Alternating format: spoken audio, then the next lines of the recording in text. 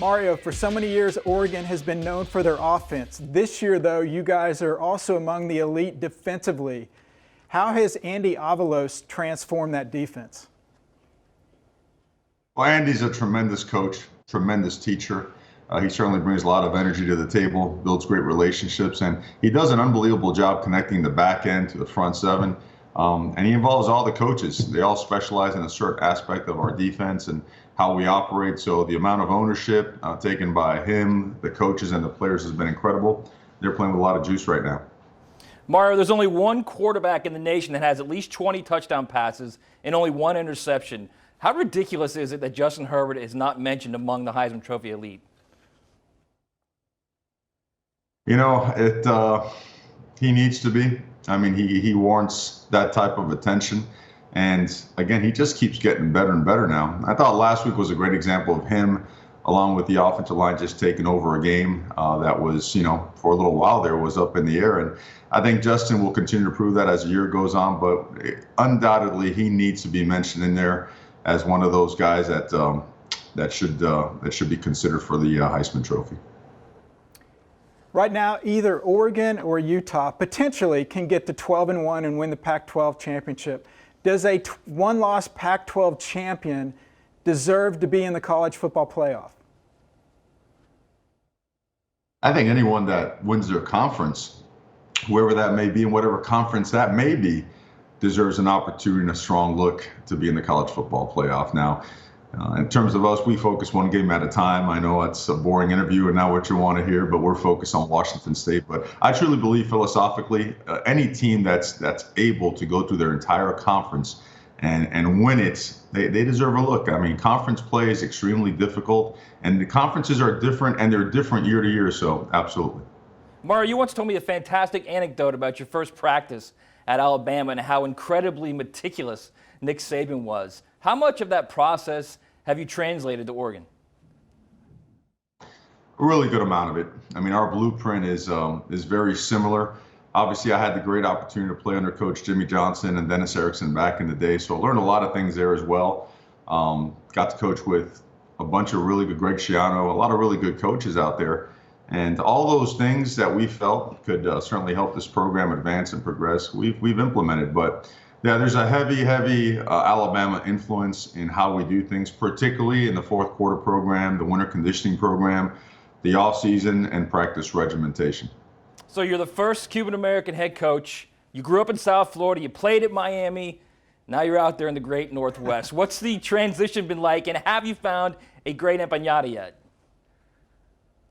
There's no transition. It's all the same, man. You know what? I think the best way to sum it up is a long time ago, my father, Louis Sr., may rest in peace, he always told my brother and I, look, all these funny lines that divide up cities and counties and states, he goes, hard work, being honest, having integrity, just doing things the right way, it transcends all those lines. So no matter where you go in life, that will show your true colors, your inner, it's going to show up. And coming out here was an incredible experience. The impression Oregon made on myself and my family right away was off the charts.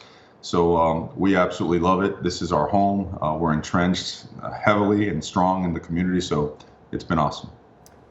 Mario, you guys have over 7,000 uniform combinations. How do you determine what to wear each Saturday?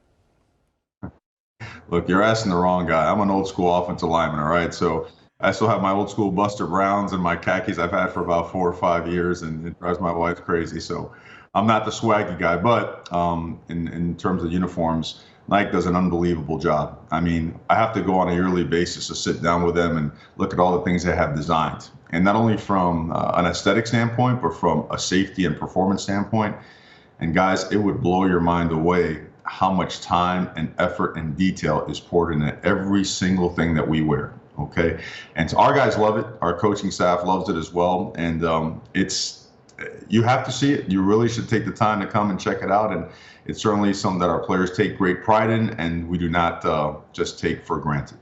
Have your players ever presented a combination of uniform and you said, look, guys, we can't wear this thing right here?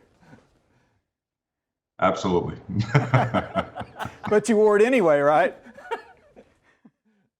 Absolutely not. But as the weeks go by, we have a leadership council. They get together and they do choose the combinations that we're going to wear, within a select group of uniforms, pants, jerseys, and whatnot. And they've done a great job. And whatever they want to wear, they feel good in. I'm fine with it. I want them to feel good about it. Like I said, I'm not a fashion doctor in any way, shape, or form, so I let them handle that stuff. Good decision. Okay, we'll get you out of here with these 3 last questions. What is your favorite word? Relentless. Okay, I like that. What is your least favorite word? Just one? Just one. Entitled. Entitled. Very good, okay. And then the final one, if you were not a coach, what profession would you like to try? Ooh. I'd be a government operative, I think.